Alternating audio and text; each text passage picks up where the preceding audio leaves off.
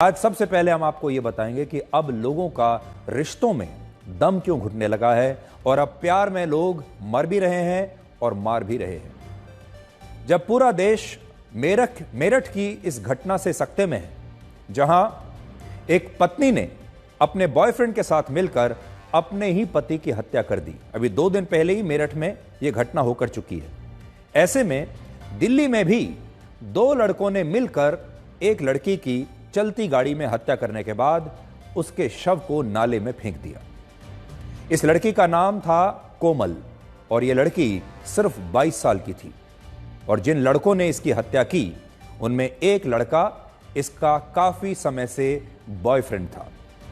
26 साल के इस लड़के का नाम मोहम्मद आसिफ है और यह 4 वर्षों से इस लड़की के साथ एक रिश्ते में है, यानी रिलेशनशिप में था और दोनों दिल्ली के ही एक इलाके में रहते थे। और यह लड़का कैब ड्राइवर था, यानी टैक्सी चलाता था और यह लड़की दिल्ली पुलिस में भर्ती होना चाहती थी और सिविल डिफेंस की वॉलंटियर थी, लेकिन उसका सपना यह था कि एक दिन वो दिल्ली पुलिस में भर्ती हो जाए। लेकिन वो सपना पूरा होता उससे पहले ही इसके बॉयफ्रेंड ने उसकी हत्या कर दी। पुलिस का कहना है कि 12 मार्च को इस लड़की के बॉयफ्रेंड आसिफ ने अपने एक दोस्त मोहम्मद जुबैर के साथ मिलकर इस लड़की को पहले किडनैप किया और बाद में चलती गाड़ी में इसकी हत्या कर दी। और हत्या का कारण जानते हैं क्या था? हत्या का कारण यह था कि लड़की के बॉयफ्रेंड को शक था कि यह लड़की उसके साथ धोखा कर रही है और यह लड़की किसी और लड़के के साथ बात करती है। यह लड़की अपने ही इलाके के एक लड़के से बात करती थी और आसिफ को लगता था कि उसकी गर्लफ्रेंड उसे धोखा दे रही है इस दूसरे लड़के से बात करके।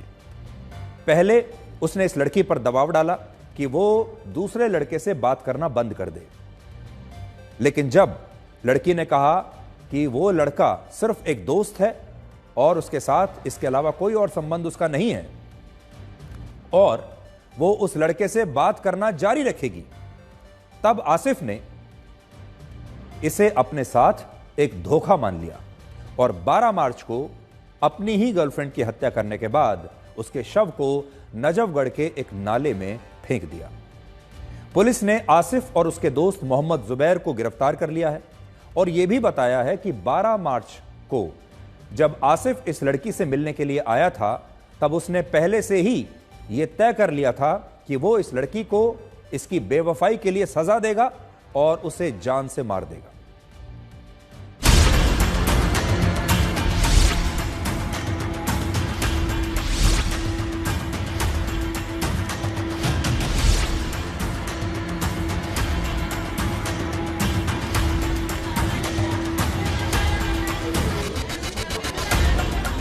को कब पता लगा कि बॉडी मिली है वहाँ छावला में? हमें तो कल मिली है। कल मिली है। पुलिस ने बताया? अरे हमें बॉडी नहीं बताया, हमें कह रहे कोई सुराग मिला। मैं कोई थाने में बैठी होगी मेरी बच्ची। ठीक है। मैं बच्चों कह रही हूँ डांटना मत, हम अपनी बच्ची लेके आ जाएंगे। ठीक है। हमें क्या पता कि लाश निकल रही है वहाँ। जब ले गए मैं निकली वहाँ, मैं तो वहीं सुन के गिर गई। मैं कही मेरी बच्ची है यहाँ, मेरी बेटी। मैं वहाँ जो क्यों मुझे ले गए, मैं तो देखी भी नहीं, मुझे लेके आ गए। मेरी बेटी वही ऐसे ही पड़ी हुई है, नाखून दिख रहे हैं मेरी बच्ची के। मेरा इंसाफ करो सब। वहाँ से बहुत गर्व के साथ बोला कि हमने मारा, हमने उसको फांसी लगा के मार के नहर में डाल दिया। वहाँ जाओ। ये कहाँ बोला? क्राइम ब्रांच वालों ने उनकी पिटाई की, उन्हें लिया। जब उनकी पिटाई पड़ी तब उन्होंने वैसे बड़े गर्व के साथ कहा, पुलिस हाँ, वहाँ बहुत गर्व के साथ बोला हमने मारा।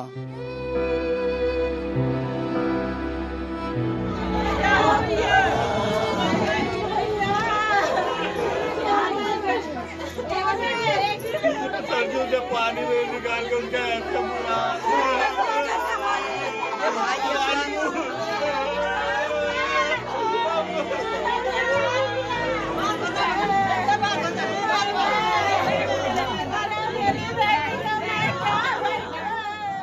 आसिफ और जावेद, दो लोग जो गिरफ्तार किए गए हैं, इनमें से एक का घर यहीं पे जावेद का बताया जा रहा है, जो आसिफ का साथ मौजूद था। किराए पर इस कमरे में रहता था जावेद और आसिफ के साथ था। पुलिस ने फिलहाल आसिफ और जावेद दोनों को गिरफ्तार कर लिया है। जो दो मेन एक्यूज हैं, आसिफ और साथ साथ जुबैर, इन दोनों को अरेस्ट किया जाता है।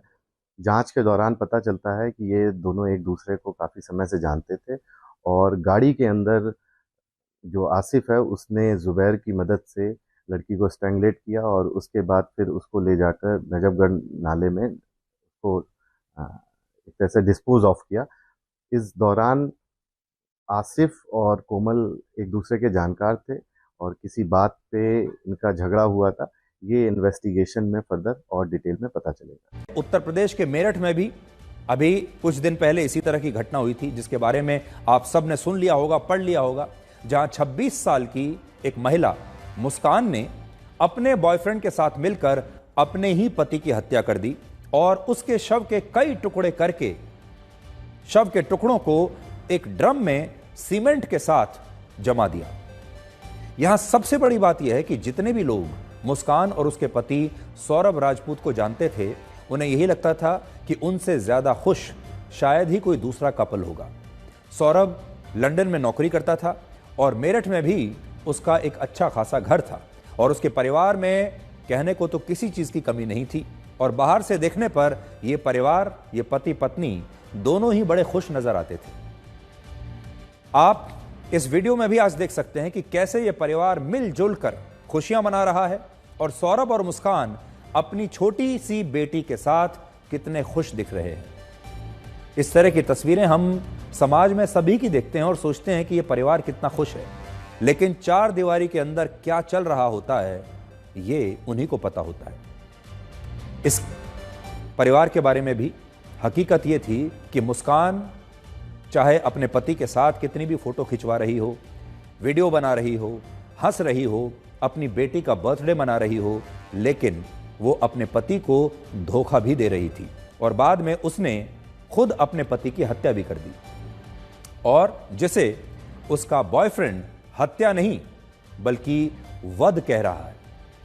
आज ये बात सामने आई है कि सौरभ की हत्या करने के बाद साहिल उसका सिर और उसकी हथेलियां काटकर अपने साथ अपने घर ले गया था और ऐसा शक है कि उसने सौरभ के शव के टुकड़ों के साथ कोई काला जादू किया था, ब्लैक मैजिक किया था। अब सोचिए हमारे समाज में क्या क्या हो रहा है।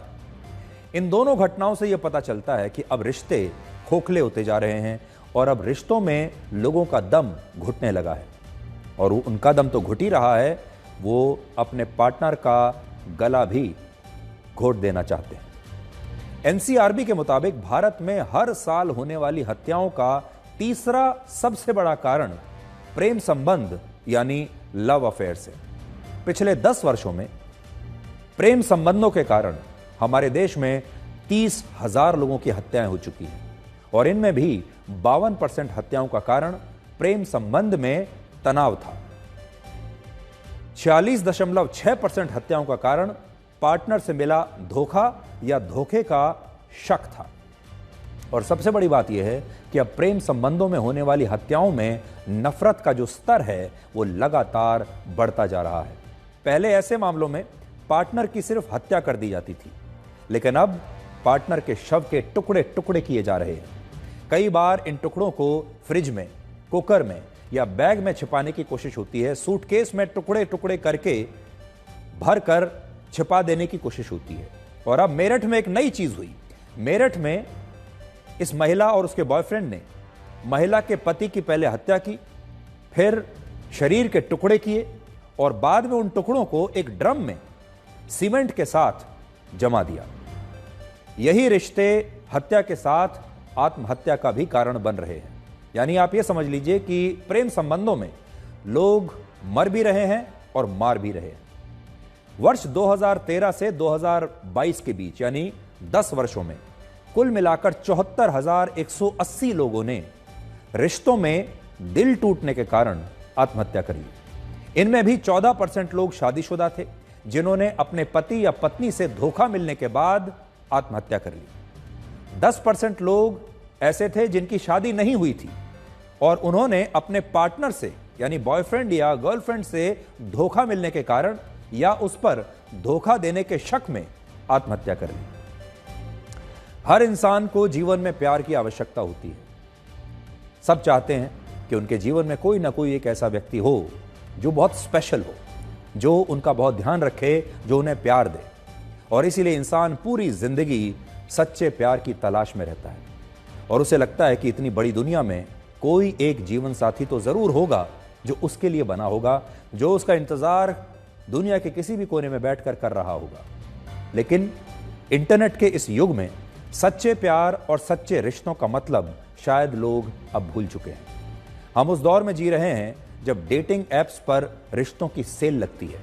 इसके बाद लोग ये पूछते हैं कि आजकल के रिश्ते टिकते क्यों नहीं। जिस सोशल मीडिया पर लोग अपने बारे में एक बात भी सच नहीं लिखते, फोटो भी न जाने कितने फिल्टर डालने के बाद लगाते हैं जो कि उनकी असली शक्ल से बिल्कुल अलग होती है, उस सोशल मीडिया पर एक दूसरे की प्रोफाइल देखकर आजकल रिश्ते तय हो जाते हैं, शादियां तक हो जाती हैं। और अब लोग असल में रिश्तों को लेकर बहुत जल्दबाजी में रहते हैं। जैसे T20 के मैच होते हैं आजकल, ऐसे ही रिश्ते बनते हैं और टूटते हैं। और इतनी ही जल्दबाजी लोग रिश्ते बनाने में आजकल दिखा रहे हैं, जिसके कारण अब तलाक भी उतने ही बढ़ रहे हैं, ब्रेकअप्स भी उतने ही बढ़ रहे हैं। पिछले एक दशक में भारत में तलाक की दर 40% तक बढ़ गई है और अब शहरों में पुरुषों के मुकाबले महिलाएं ज्यादा तलाक ले रही हैं। शहरों में महिलाओं के तलाक लेने की दर 0.7% है, जबकि पुरुषों के तलाक लेने की जो दर है वो 0.5% है। रिश्तों में बढ़ती हत्या, आत्महत्या और तलाक का बड़ा कारण यह है कि आज की पीढ़ी ने रिश्तों को बहुत कैजुअल बना दिया है। आज की पीढ़ी रिश्तों में निवेश नहीं करना चाहती, इन्वेस्ट नहीं करना चाहती, वो टेस्ट मैच नहीं खेलना चाहती, बल्कि रिश्तों का T20 मैच खेलना चाहती है।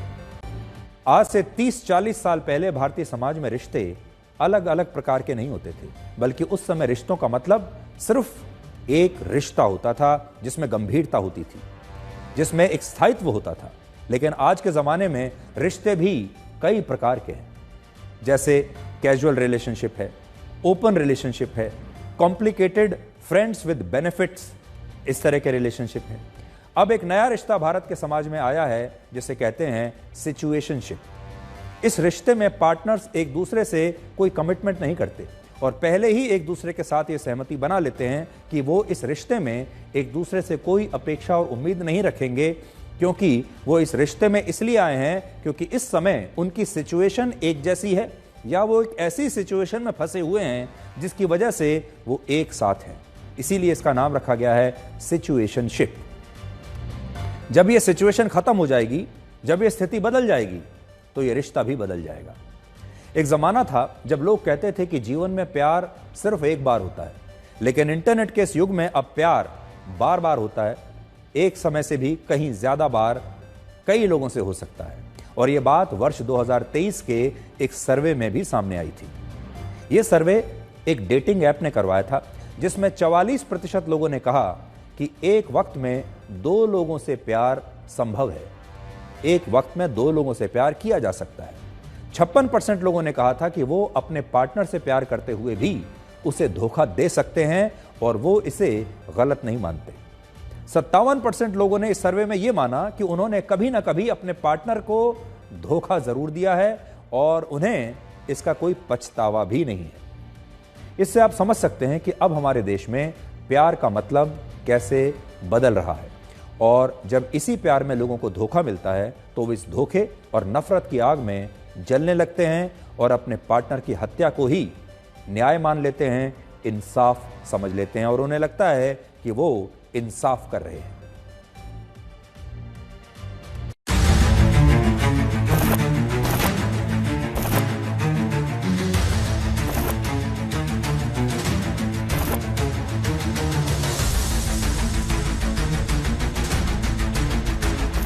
खुशहाल दिख रहे इस परिवार की तस्वीरें देखकर कौन कह सकता है कि इसमें एक हत्या का आरोपी है और दूसरा उसका शिकार।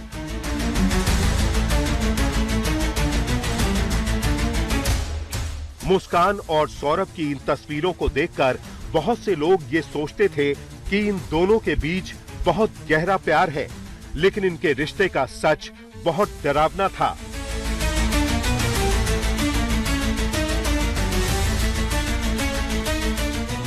मुस्कान ने अपने प्रेमी साहिल के साथ मिलकर सौरभ को खत्म कर डाला और उसके शव के टुकड़े कर सीमेंट से भरे ड्रम में डालकर जमा दिए।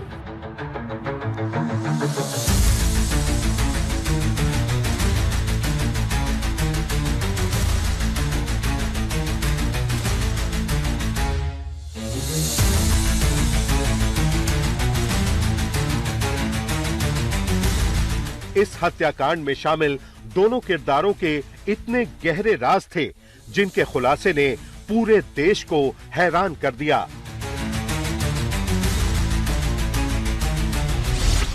पहला किरदार है सौरभ की पत्नी मुस्कान, जो पिछले कई वर्षों से धोखा दे रही थी। मुस्कान ने अपने स्कूल फ्रेंड साहिल से दोस्ती करने के लिए उसकी मां के नाम से फेक अकाउंट्स बनाए थे। इसमें वो अपनी तारीफ करके साहिल से नजदीकियां बढ़ाती रही। मुस्कान फिल्म एक्ट्रेस बनना चाहती थी और इसके चक्कर में वो सौरभ को छोड़कर एक बार मुंबई भी चली गई थी, जिसे लेकर दोनों के बीच तलाक की नौबत आ गई थी। 2019 से ही जो मुस्कान है और साहिल इनके अवैध संबंध थे, इस बात की जानकारी सौरभ को भी थी। सौरभ ने 2021 में इसमें डाइवोर्स भी फाइल किया था, परंतु परिजनों द्वारा इनको समझा बुझा दिया गया था। जो मुस्कान है उसको जब पूछताछ की तो उसने बताया कि साहिल थोड़ा शराबी किस्म का था, शराब पीता था, जिसको लेके ऐतराज था इसको। प्रथम दृष्टया जो भी हमें सामने आ रहा है वो अवैध संबंध और फाइनेंशियली जो उनकी कंडीशन थी उसको लेके किया है, परंतु हम सारे तथ्यों की जांच कर रहे हैं। दूसरा किरदार है साहिल शुक्ला। साहिल एक मानसिक रोगी की तरह व्यवहार कर रहा है और पता चला है कि वो तंत्र मंत्र जादू टोने पर बहुत भरोसा करता है। उसका दावा है कि वो अपनी मृत मां से भी बात करता है। साहिल के घर पर जब पुलिस ने छापेमारी की तो उसके घर की दीवारों पर रहस्यमयी तांत्रिक चिन्ह, कई पेंटिंग और शैतान की तस्वीर मिली। ये साहिल का कमरा है। इस कमरे को देखकर आप आसानी से समझ सकते हैं कि एक अंधविश्वासी के दिमाग में क्या चलता है, वो क्या सोचता है, उसके आसपास की चीजें कैसी होती हैं।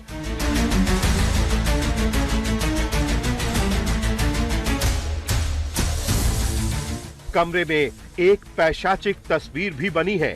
माना जा रहा है कि इसी को देखकर साहिल काला जादू करता था, इसीलिए सौरभ की हत्या करते वक्त भी साहिल के हाथ नहीं कांपे और उसने मुस्कान से कहा कि ये हत्या नहीं, वध है। वेल प्लान्ड मर्डर है और पूरे सोचे समझे साजिश के तहत इनको मारा गया है ताकि बॉडी को डिस्पोज कर सके और बॉडी आगे ना मिले। सीमेंट का ये आगे डिस्पोज करने का भी इनका प्लान हो सकता था। ये पूछताछ की जाएगी कि आगे ड्रम का क्या करने वाले थे। साहिल के घर की दीवारों पर बनी पेंटिंग देखकर मनोचिकित्सक भी हैरान हैं। उनके मुताबिक साहिल के अंदर कई खूनी किरदार छिपे हुए हैं। बचपन में ही कुछ बच्चों के अंदर कंडक्ट डिसऑर्डर होता है, तो वो क्राइम से बहुत ज्यादा मतलब प्रोत्साहित होते हैं। कुछ लोग जो क्राइम करते हैं उससे उनको एनकरेजमेंट मिलता है और वो बहुत इजीली इन्वॉल्व हो जाते हैं सब्सटेंस इनटेक में, नशे करने लग जाते हैं, नशे की प्रवृत्ति उनमें काफी आ जाती है। और जो लोग क्राइम करते हैं उसको वो एज ए मतलब इमेजिन करते हैं कि यस मेरा तो यही ड्रीम है।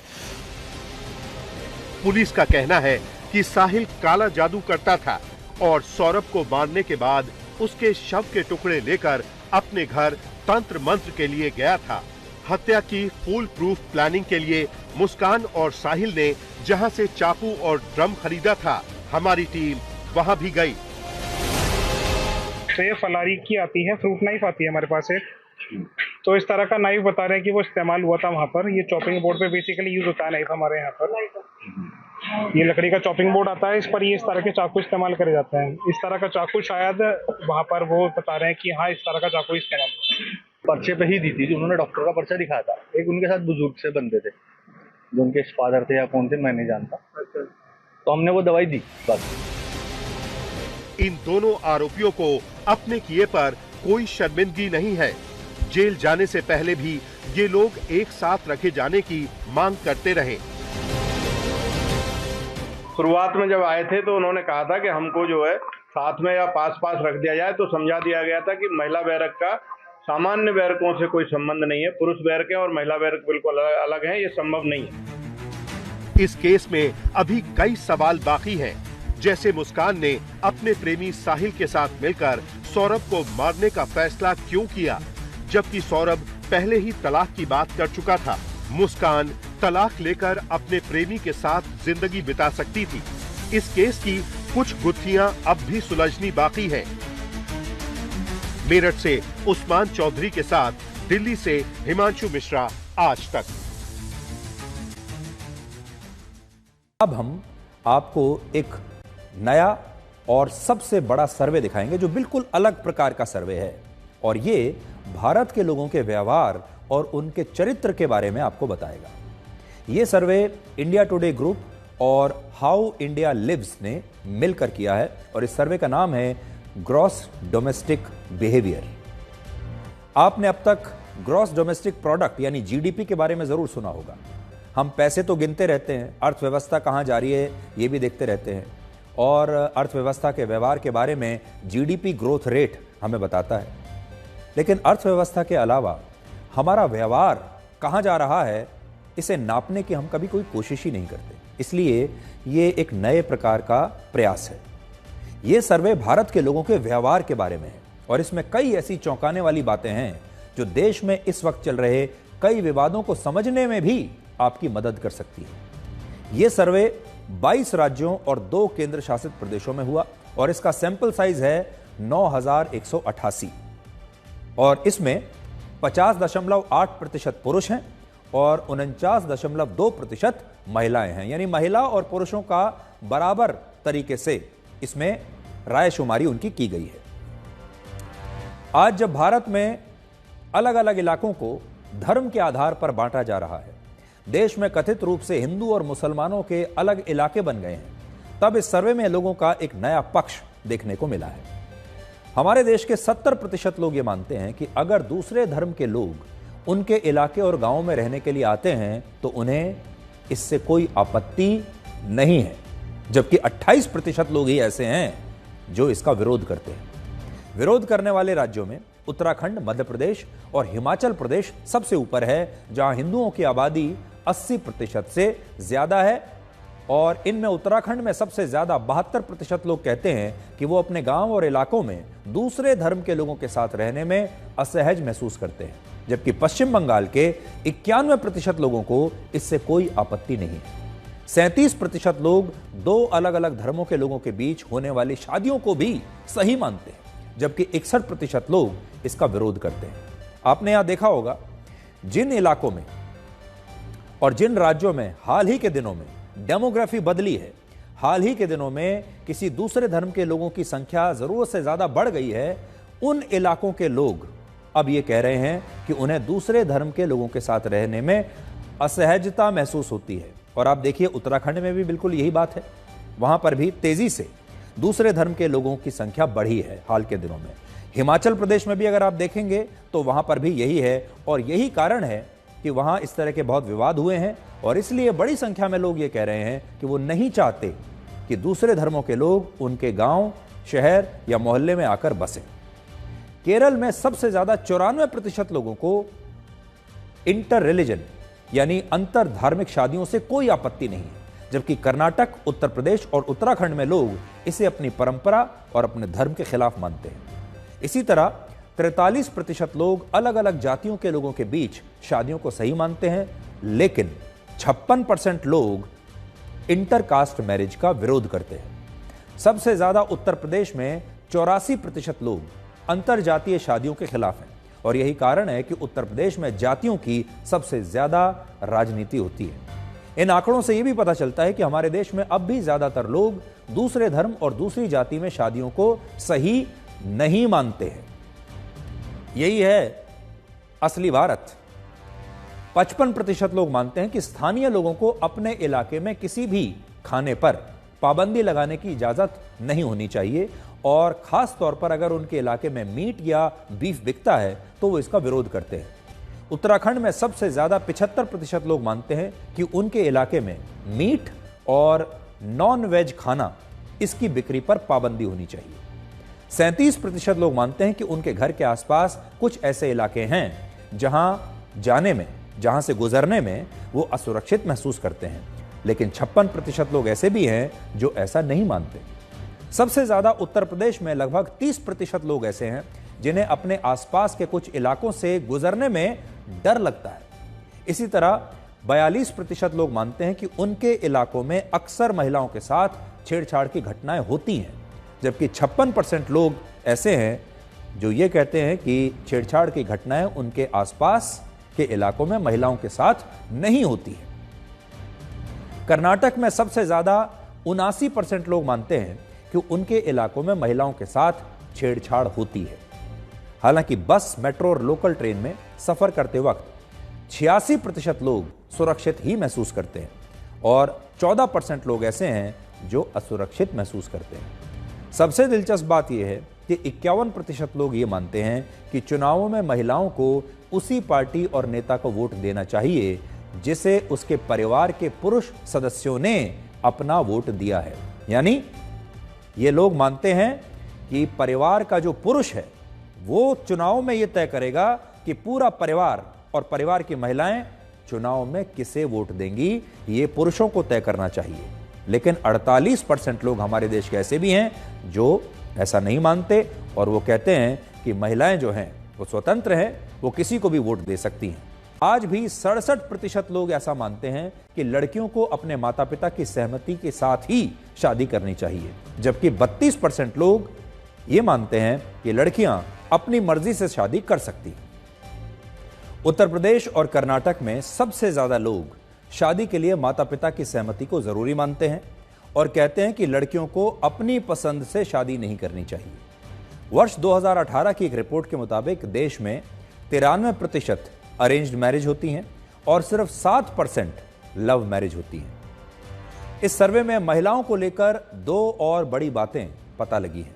पहला, सबसे ज्यादा 69% लोग मानते हैं कि घरेलू मामलों में उसी फैसले पर अमल होना चाहिए जो पुरुष लेते हैं, और इनमें उत्तर प्रदेश, तेलंगाना और हरियाणा के लोग घरेलू मामलों में महिलाओं की सहमति को जरूरी नहीं मानते। और दूसरा, 83% लोग ये मानते हैं कि अगर कोई पुरुष अपनी पत्नी के साथ इसलिए मारपीट करता है क्योंकि वो उसके घरेलू फैसलों में दखल देती है या उन्हें चुनौती देती है तो फिर यह हिंसा गलत है, जबकि 16% लोग इस घरेलू हिंसा को सही मानते हैं। हालांकि 93% लोग मानते हैं कि लड़कियों को भी लड़कों के बराबर ही पढ़ाना चाहिए। अब आप ये भी देखिए कि लोग देश में शराबबंदी के बारे में क्या सोचते हैं, क्योंकि शराबबंदी अक्सर इस पर बहुत राजनीति भी होती है। हमारे देश में कुछ राज्य सरकारों ने शराबबंदी लागू भी की हुई है। ये सही है या गलत? हमारे देश में 82% लोग ऐसे हैं जो देश में शराब की बिक्री पर पूर्ण प्रतिबंध का समर्थन करते हैं। वो चाहते हैं कि शराब की बिक्री बंद हो जानी चाहिए, जबकि 16% लोग ऐसे हैं जो चाहते हैं कि शराब पर कोई प्रतिबंध ना लगे और शराब को बिकना चाहिए हर जगह बिना किसी प्रतिबंध के।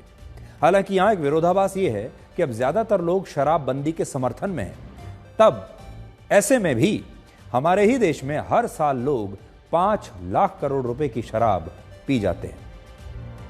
तो अब आप सोचिए, कई बार विरोधाभास भी देखने को मिलता है।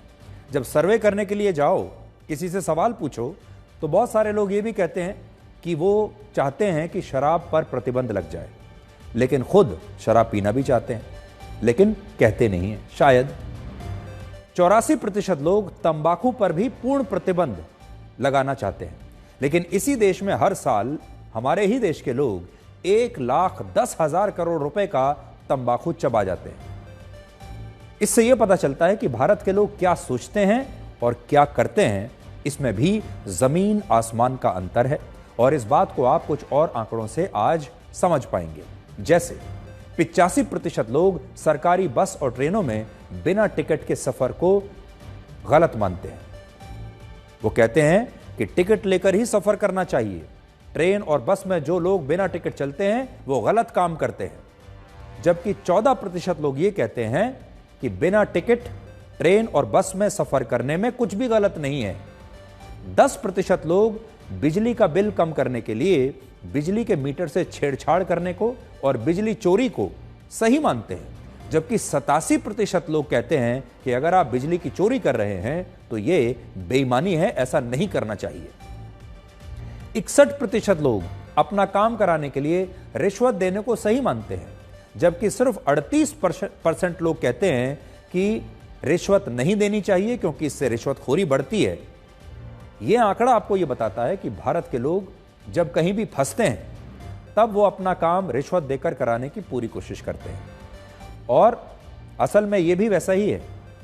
कितने बड़ी संख्या में लोग ऐसे हैं जो बिना टिकट बस में सफर करना चाहते हैं, ट्रेन में सफर करना चाहते हैं, अपना बिजली का बिल बचाने के लिए बिजली चोरी करते हैं, लेकिन जब उनसे सवाल पूछा जाता है कि क्या यह सही है तो वो हमेशा सवाल के जवाब में, सर्वे में जब वो शामिल होते हैं तो यही कहते हैं कि बिजली की चोरी करना बुरी बात है।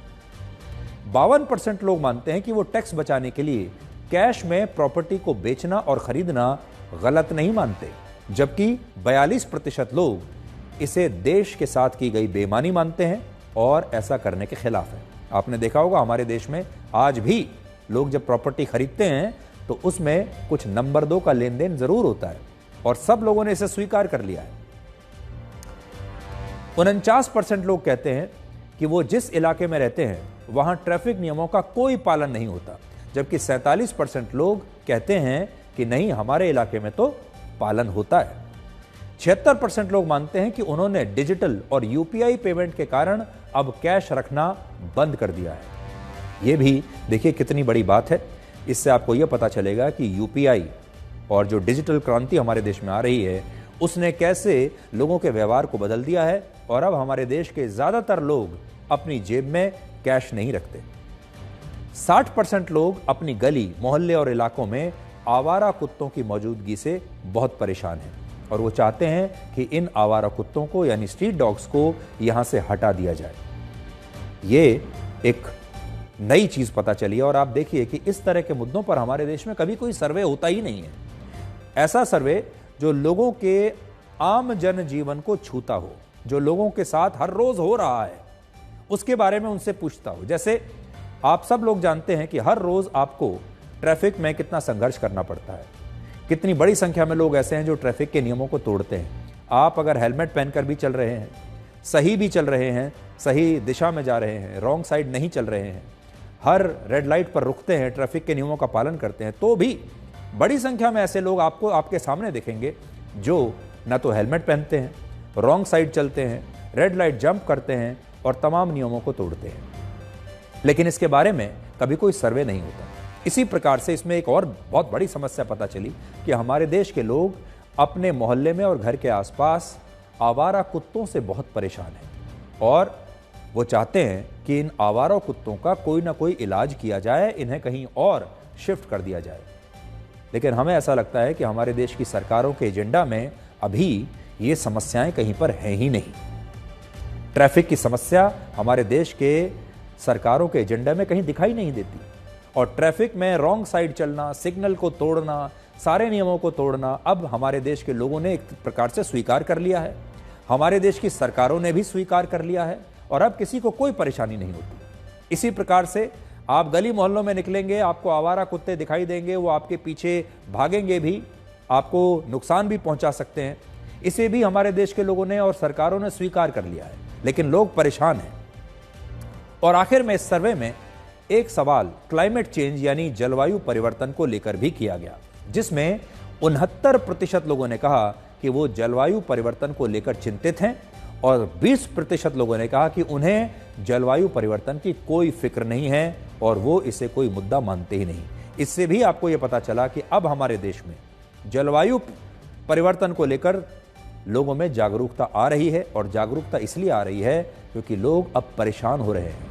मौसम अब लोगों को परेशान करने लगा है, मौसम लोगों को मार रहा है। बेवक्त की बरसात हो रही है जिससे लोगों को परेशानी होती है, और गर्मियां और बढ़ती जा रही हैं, सर्दियों में भी गर्मियां आ रही हैं, सर्दियों में भी अकस्मात कभी बारिश होने लगती है। इस सब से लोग अब परेशान हैं।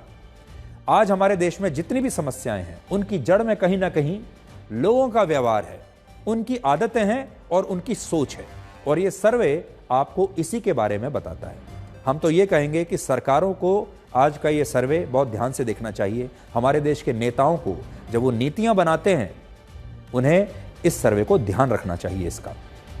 और आज हम आपसे बस ये कहेंगे कि जिस तरह स्कूल की परीक्षा में जब एक छात्र के कम नंबर आते हैं तो वो पढ़ाई में ज्यादा मेहनत करता है और अपने प्रदर्शन को बेहतर करने की कोशिश करता है, ठीक उसी तरह से हमारे देश के लोग भी इस सर्वे को अपना रिपोर्ट कार्ड मान सकते हैं और जहां जहां उन्हें कमियां दिखाई दे रही हैं वो अगले साल उन्हें सुधार सकते हैं और अपना रिपोर्ट कार्ड ठीक कर सकते हैं। अब हम आपको यह बताएंगे कि क्या हमारे देश में कानून वाकई सबके लिए बराबर है। दिल्ली हाई कोर्ट के एक वरिष्ठ जज हैं जिनका नाम है जस्टिस यशवंत वर्मा। हाल ही में दिल्ली में उनके सरकारी बंगले में एक दिन आग लग गई। जस्टिस यशवंत वर्मा इस दौरान कहीं बाहर गए हुए थे और उनके परिवार ने जब ये आग लगी तो आग बुझाने के लिए फायर ब्रिगेड से मदद मांगी और फायर ब्रिगेड ने अपनी एक टीम को तत्काल उनके घर पर भेज दिया आग बुझाने के लिए। जब फायर ब्रिगेड की टीम आग बुझाने के बाद उनके सरकारी बंगले के कमरे में पहुंची तो वहां उसे एक पूरा कमरा नोटों से भरा हुआ मिला। इतना सारा कैश देखकर फायर ब्रिगेड के लोग हैरान हो गए और इस टीम के एक ऑफिसर ने अपने डिपार्टमेंट को इसकी सूचना दी कि हम एक मकान में आग बुझाने के लिए आए थे। आग बुझाते समय हमने ये देखा कि एक पूरा की पूरा कमरा कैश से भरा हुआ है। अब हमें क्या करना चाहिए। काफी देर के बाद यह तय हुआ कि इस कैश को आधिकारिक रिकॉर्ड में दर्ज किया जाए और फायर ब्रिगेड की टीम इस जज के घर से वापस लौट आए। लेकिन इसके बाद इस घटना के बारे में कोई जानकारी सामने नहीं आई। ना तो यह पता चला कि आग किस दिन लगी थी, ना यह पता चला कि फायर ब्रिगेड की टीम को जस्टिस यशवंत वर्मा के घर में कितना पैसा मिला। जबकि केंद्रीय गृह मंत्रालय से इस घटना की सूचना जजों की नियुक्ति करने वाले सुप्रीम कोर्ट के कॉलेजियम को मिली। मतलब होम मिनिस्ट्री ने सुप्रीम कोर्ट के कॉलेजियम को यह जानकारी भेजी। तो उसने क्या किया, कॉलेजियम ने जस्टिस यशवंत वर्मा को दिल्ली हाई कोर्ट से हटाकर वापस इलाहाबाद हाई कोर्ट ट्रांसफर कर दिया और इस घटना पर बड़ी चिंता भी जताई। इस कॉलेजियम में मुख्य न्यायाधीश भारत के संजीव खन्ना समेत कुल 5 जज हैं जिन्होंने यह तय किया कि जिस इलाहाबाद हाई कोर्ट से प्रमोट होकर justice Yashwant Verma Delhi high court आए थे अब उन्हें ट्रांसफर करके वापस उसी कोर्ट में भेज दिया जाए। अब बहस इस बात को लेकर है कि क्या सिर्फ ट्रांसफर से काम चल जाएगा। एक हाई कोर्ट का जज जिसके घर में इतना कैश मिला है, कितना मिला है यह जानकारी तो बाहर ही नहीं आई, लेकिन कैश मिला है। और क्या इतना एक्शन और इतनी कार्रवाई काफी है कि उन्हें सिर्फ ट्रांसफर कर दिया जाए और उनके खिलाफ और कोई कार्रवाई न की जाए। सोचिए, अगर इतना सारा कैश किसी और व्यक्ति के घर मिल जाए, किसी व्यापारी के घर मिल जाए, बिजनेसमैन के घर मिल जाए, किसी सरकारी अफसर के घर मिल जाए तो अब तक उनकी गिरफ्तारी हो चुकी होती, नौकरी जा चुकी होती, अब तक जेल में होते। लेकिन इस मामले में ऐसा कुछ नहीं हुआ। जस्टिस यशवंत वर्मा 56 वर्ष के हैं और वो वर्ष 2014 से पहले इलाहाबाद हाई कोर्ट के वकील हुआ करते थे इलाहाबाद हाई कोर्ट में। लेकिन बाद में वो वर्ष 2014 में इलाहाबाद हाई कोर्ट में अतिरिक्त जज बने और फिर परमानेंट जज बनने के बाद वर्ष 2021 में उन्हें प्रमोट करके दिल्ली हाई कोर्ट का जज बनाया गया। इस घटना के बाद खुलेआम तो नहीं, लेकिन अंदर ही अंदर सभी लोग ये सवाल पूछ रहे हैं कि जस्टिस यशवंत वर्मा के खिलाफ पुलिस में अब तक मामला दर्ज क्यों नहीं किया गया। हमारे देश में अगर सरकार, यहां तक कि प्रधानमंत्री या किसी मंत्री पर, किसी बड़े सरकारी अफसर पर भ्रष्टाचार का अगर कोई आरोप लग जाए तो अदालतों के जज प्रधानमंत्री पर अपना फैसला सुनाते हैं, मंत्रियों पर अपना फैसला सुनाते हैं, मुख्यमंत्रियों पर फैसला सुनाते हैं और इन सब का भविष्य अदालत पर निर्भर करता है और अदालत और ये जज उनके बारे में फैसला करते हैं। यहां तक कि प्रधानमंत्री भी अगर उस पर भी कोई आरोप लगता है तो ये जज सुनवाई करते हैं। लेकिन जब जज पर ही भ्रष्टाचार के कोई आरोप लगे तो हमारे देश में उनके खिलाफ जांच भी जजों द्वारा ही की जाती है। आज भ्रष्टाचार के आरोप लगने के बाद भी पुलिस जस्टिस यशवंत वर्मा के खिलाफ ना तो केस दर्ज कर सकती है, ना एफआईआर दर्ज कर सकती है और ना ही उनके खिलाफ कोई जांच अपने आप से कर सकती है। और ऐसा इसलिए है क्योंकि सुप्रीम कोर्ट और हाई कोर्ट के जजों के खिलाफ कोई भी एक्शन सिर्फ जजों द्वारा ही लिया जा सकता है।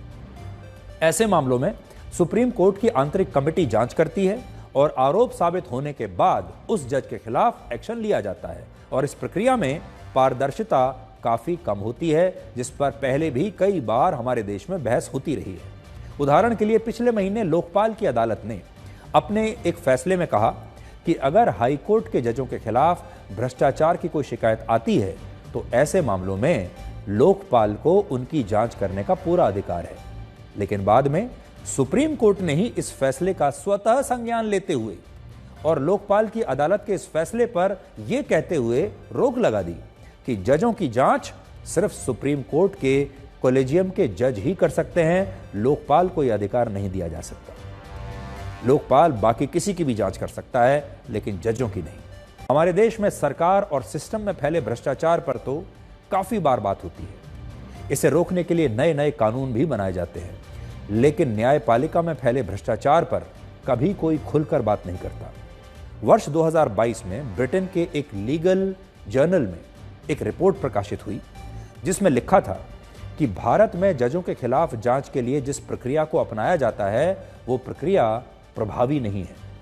वर्ष 2018 में भारत के सेंटर फॉर मीडिया स्टडीज की एक रिपोर्ट में लिखा था कि 52% लोग अपने मुकदमों की तारीख आगे बढ़ाने के लिए रिश्वत देते हैं अदालतों में। ये आंकड़े इसलिए बहुत चिंताजनक हैं क्योंकि भारत की न्यायपालिका पर लोगों को आज भी सबसे ज्यादा भरोसा है। देखिए, उन्हें पुलिस पर भरोसा नहीं है, उन्हें नेताओं पर भरोसा नहीं है, सरकारी अफसरों पर भी शायद भरोसा नहीं है क्योंकि वो जानते हैं हर जगह रिश्वत है, हर जगह भ्रष्टाचार चलता है। लेकिन आज भी लोगों को अदालतों पर और जजों पर बहुत भरोसा है। भारत की अदालतें इस देश के लोगों की आखिरी उम्मीद होती हैं, जहां सिस्टम से हारने के बाद लोगों को जजों से न्याय की आखिरी उम्मीद बंधी होती है। लेकिन जब इस तरह की घटनाएं होती हैं तो लोगों का विश्वास भी न्यायपालिका से डगमगाने लगता है और हमें लगता है कि इस घटना पर पूरी गंभीरता से जांच होने की जरूरत है और जनता को यह पता चलना चाहिए कि यह जांच कैसे हुई, यह जांच पारदर्शिता के साथ होनी चाहिए और इस पर क्या एक्शन हुआ, यह भी बात जनता को पूरी तरह से पता चलनी चाहिए क्योंकि यह बहुत जरूरी है। अगर इस तरह की घटनाओं को दबा दिया जाएगा तो इससे जनता की जो राय है न्यायपालिका के बारे में वो खराब होगी।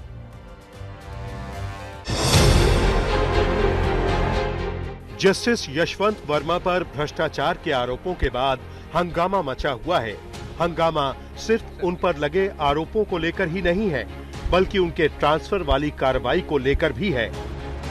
सुप्रीम कोर्ट कॉलेजियम ने यशवंत वर्मा का ट्रांसफर इलाहाबाद हाई कोर्ट में कर दिया है और इसको लेकर Allahabad high court bar association नाराज हो गया है। उसका कहना है कि इलाहाबाद हाई कोर्ट कोई कूड़ा घर नहीं है जहां किसी भ्रष्टाचार के आरोपी जज को भेज दिया जाए। एक सामान्य कर्मचारी के घर पे 15 लाख रुपया मिलता है तो उसको जेल भेजते हैं। एक जज के घर पे 15 करोड़ रुपया कैश मिल रहा है, उसको घर वापसी का इनाम दिया जा रहा है। क्या हाईकोर्ट, इलाहाबाद हाईकोर्ट क्या डस्टबिन है, कचरा बिन है?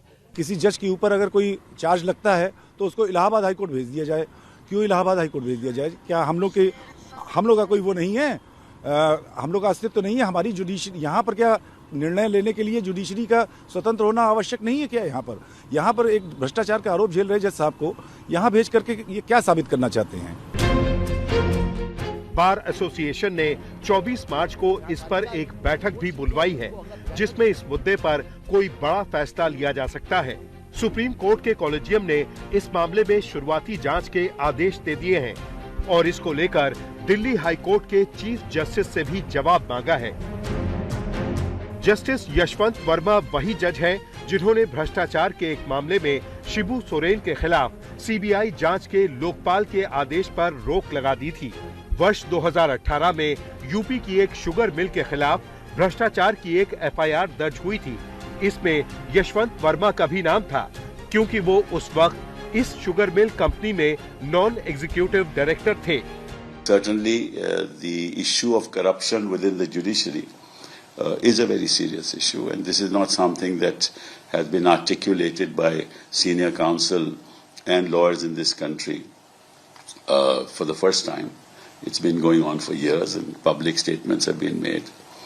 So I think that it's time for the Supreme Court to start looking at issues of how the appointment process should take place, that it should be more transparent, appointments should be more carefully done. The law is that a judge is not immune from prosecution under the Prevention of Corruption Act. The only gateway is that you need the sanction of the Chief Justice of India. So, as far as I'm concerned, I don't wish to make a comment except to say that the law must be set in motion. Because the minute you get a recovery of quote-unquote large amounts, quote-unquote a pile of cash, what is a large amount? What is the pile of cash? We are just going by rumors. I think the Honorable Supreme Court is absolutely right and prompt and have taken the action in the interest of the judicial system. And the action of the Honorable Supreme Court is also in the interest of the nation. It's the interest of the nation ultimate which must be kept in mind.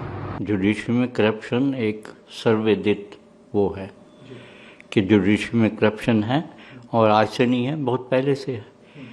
और हमारी judiciary के जो महामहिम हैं जिनको इसके ऊपर action लेना चाहिए, उन्हें भी मालूम है, लेकिन इसको ठीक करने के लिए और करप्शन को दूर करने के लिए कोई ऐसा उपाय नहीं किया गया आज तक कि ये दूर हो सके। करप्शन बढ़ती जा रही है और आम आदमी को इसका फल भुगतना पड़ता है।